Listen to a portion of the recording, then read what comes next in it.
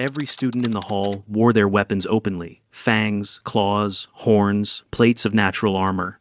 Every student except one.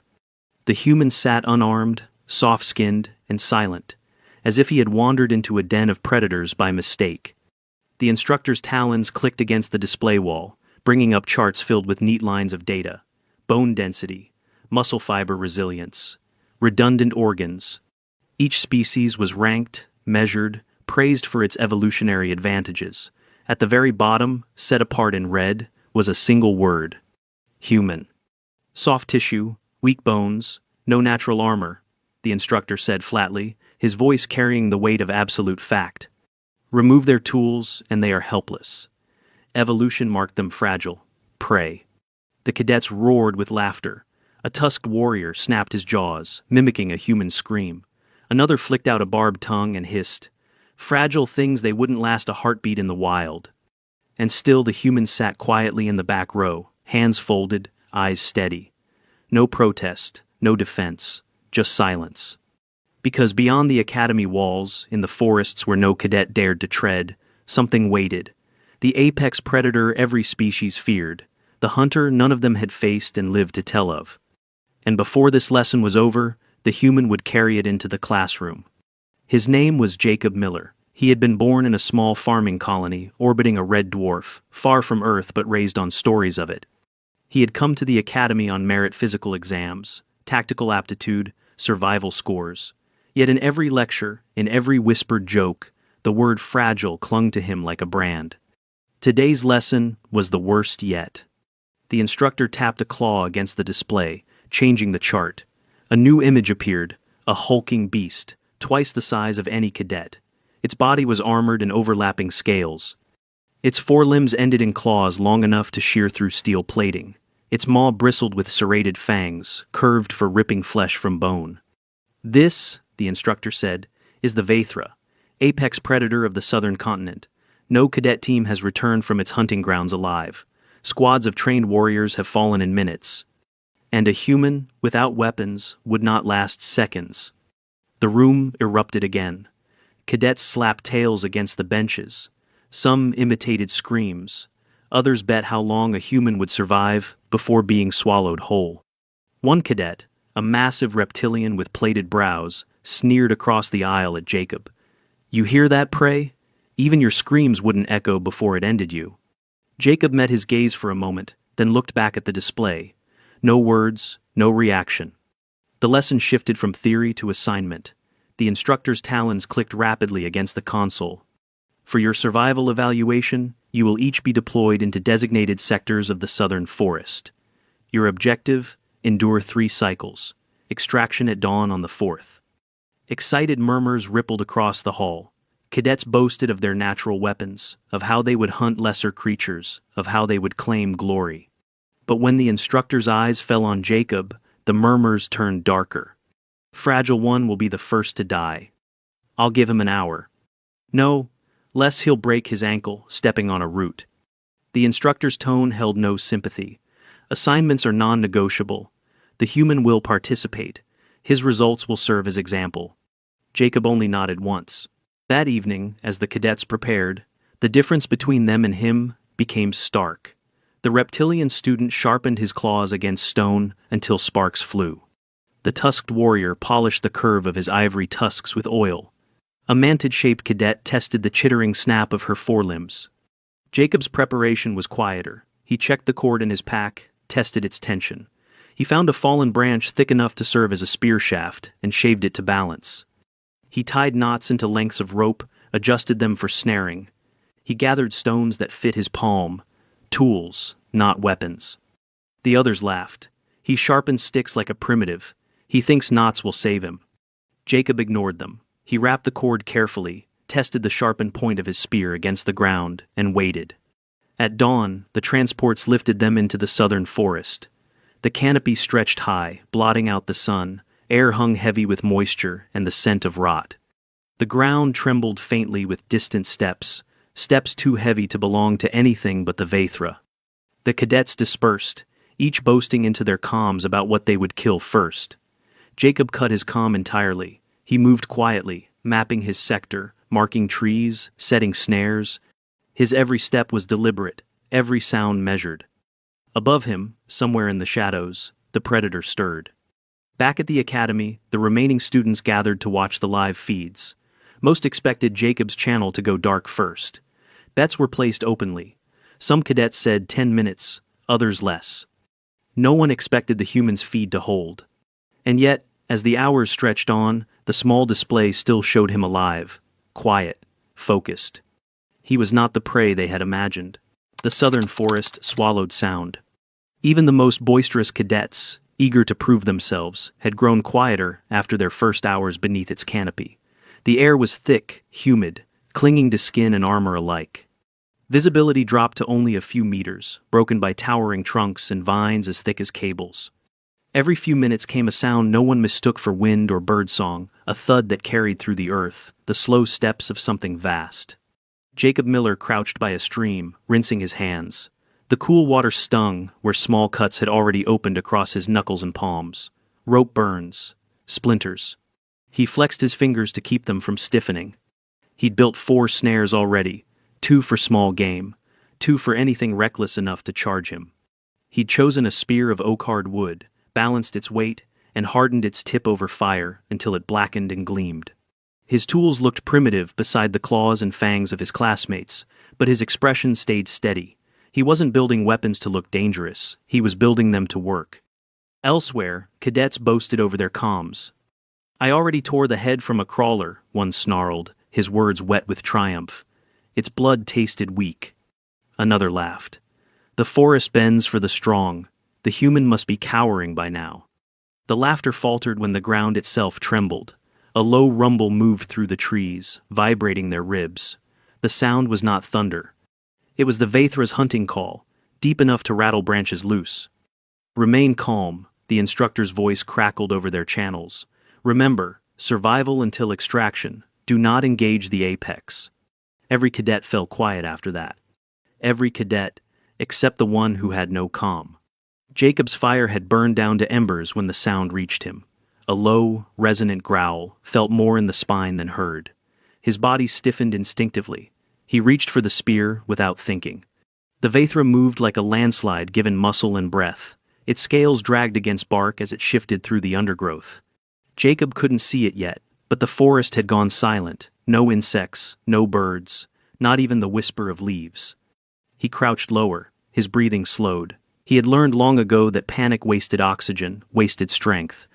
The first glimpse came in the form of eyes twin embers, glowing faintly in the dark. Then came the sound of claws gouging bark. The beast stepped forward, massive shoulders rolling with each stride, tail lashing like a whip. Its head lowered, jaws parting to reveal teeth curved like sickles. Jacob knew the stories. No squad had returned alive. Firepower only delayed it. But he also knew something the Academy didn't teach. Predators relied on expectation. They knew how prey fled, how prey panicked. He was not going to run. The first strike came faster than anything that size should have managed. The Vaithra lunged, claws outstretched, a blur of black scales. Jacob rolled aside, his spear braced low. The sharpened tip scraped scales and skidded away, leaving only a shallow groove. The beast roared. Pain lanced through Jacob's shoulder as a claw grazed him in the retreat.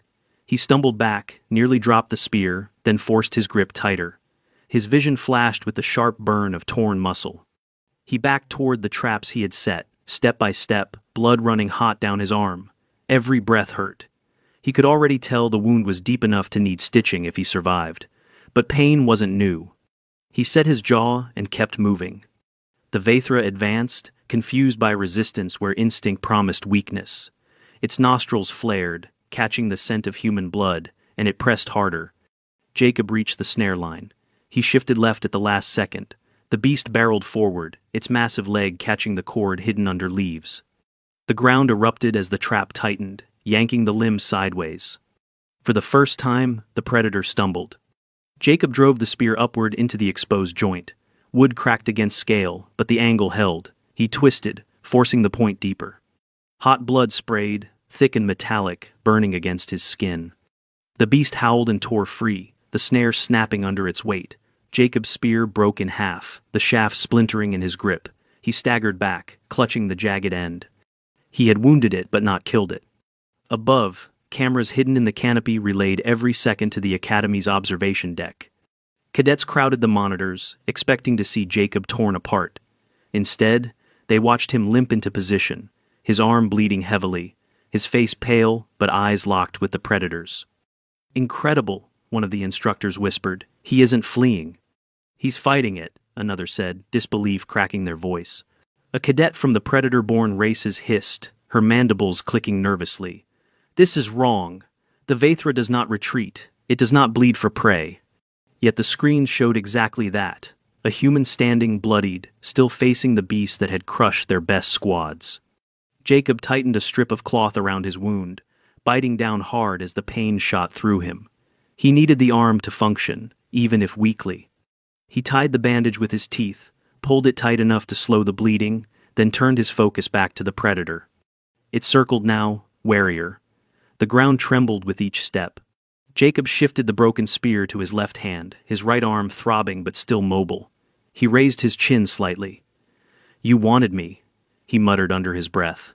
"Now, I want you." The Vaethra growled. And the hunt began again. The Vaethra circled like a living avalanche, claws carving grooves into the earth, its tail lashed, splintering trunks as thick as Jacob's chest.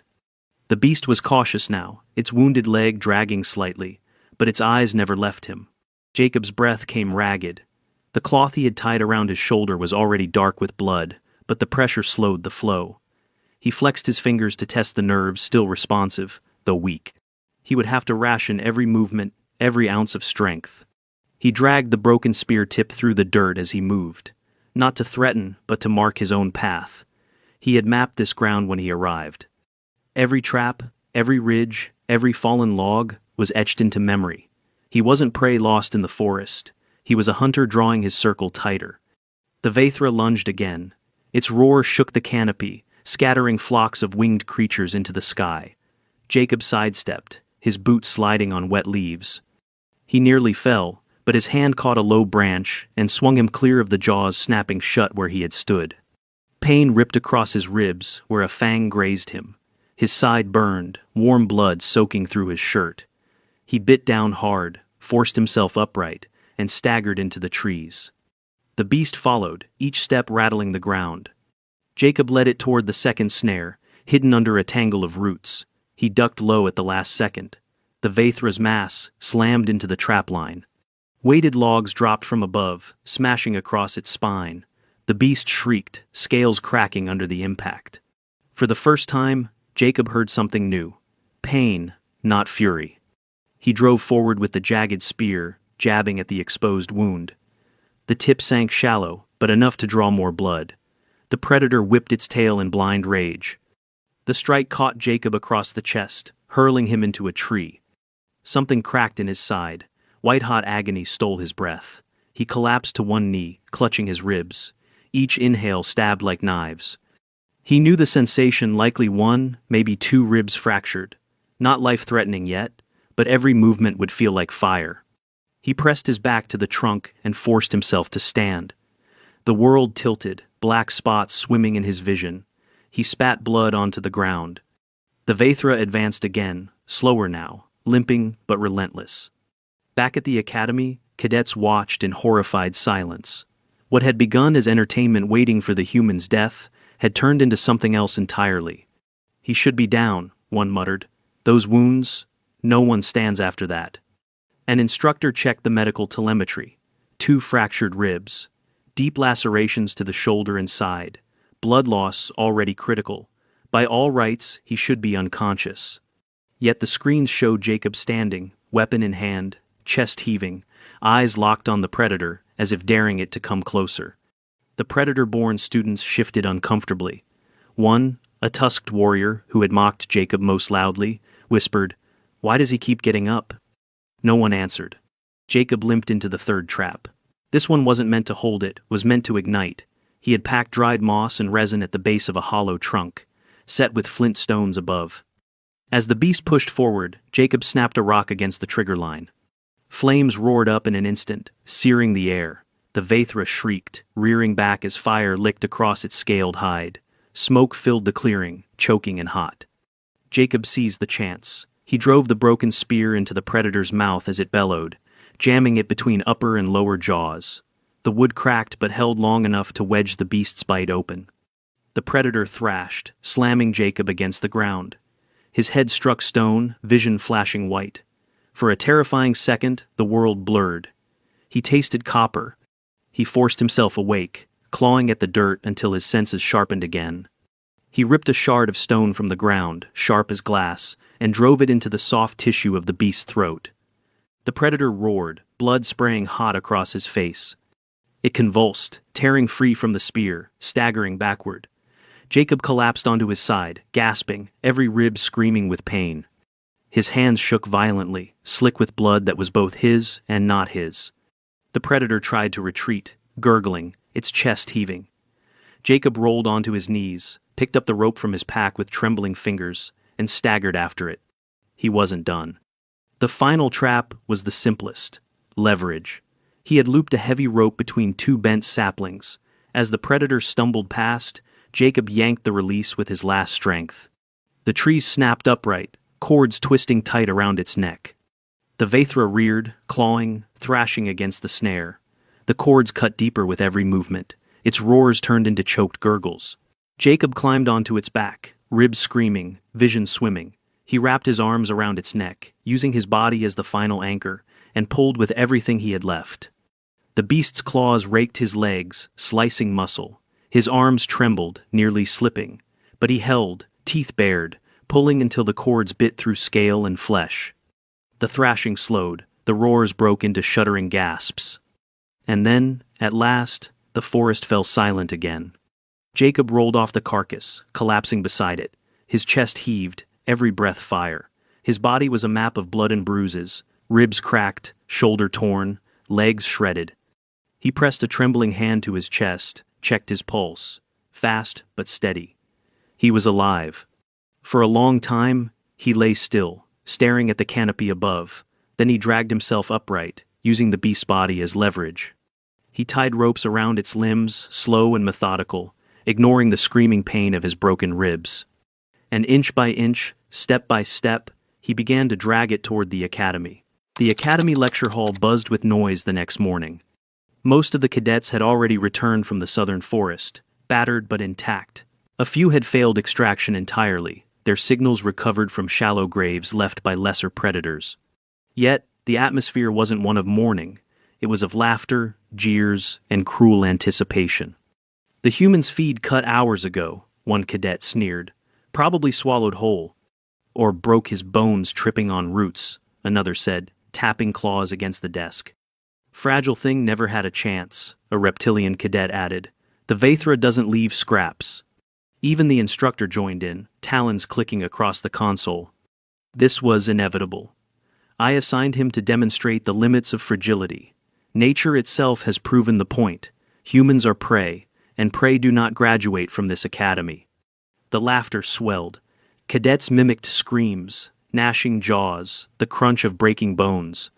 Then, the hall doors groaned. Every voice cut off. The doors slammed open with a sound like a thunderclap. And Jacob Miller walked in. He was drenched in blood, his shirt torn and plastered to his chest. Bandages of rough cloth wrapped his shoulder and side, soaked through but holding.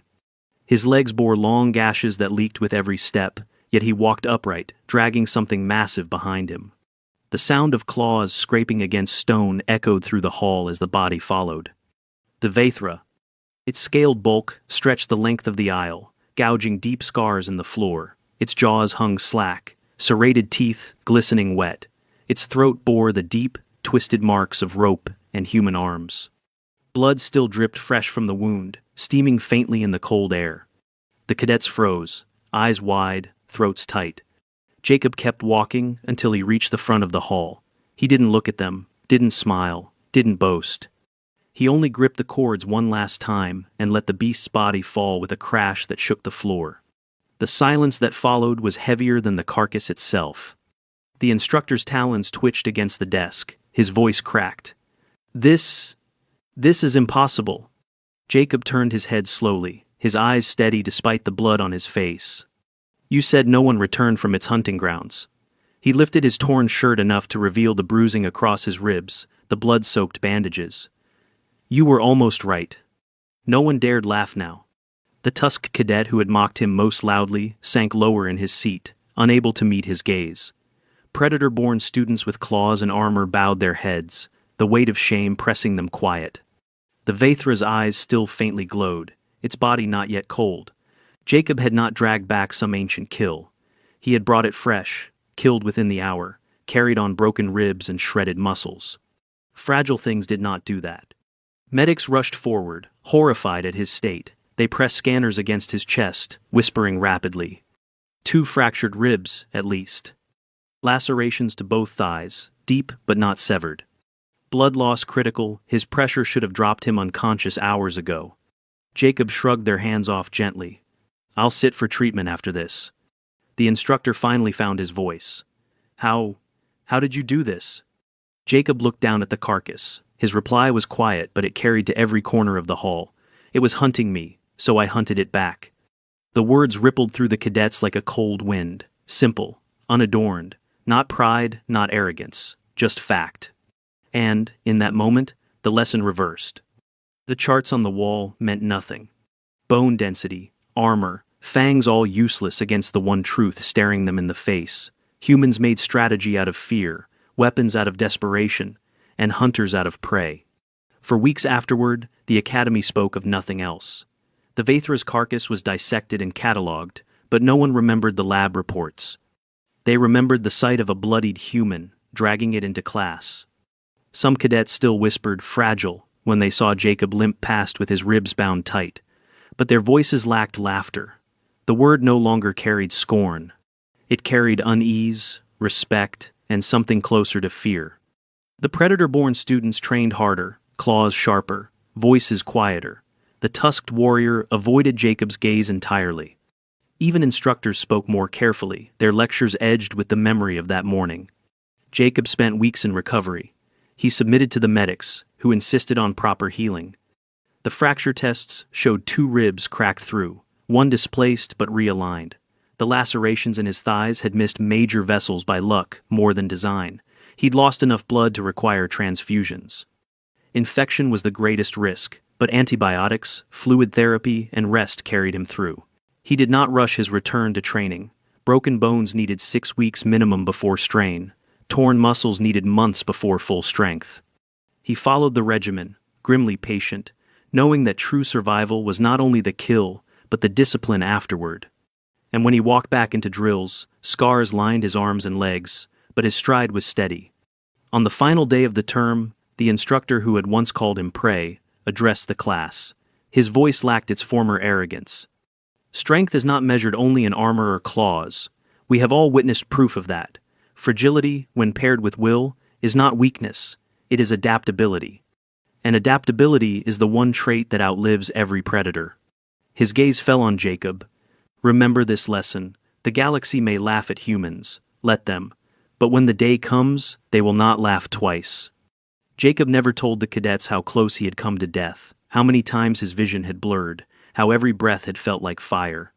He never explained the hours of crawling, the taste of blood in his mouth, or the exhaustion that nearly killed him as much as the beast had.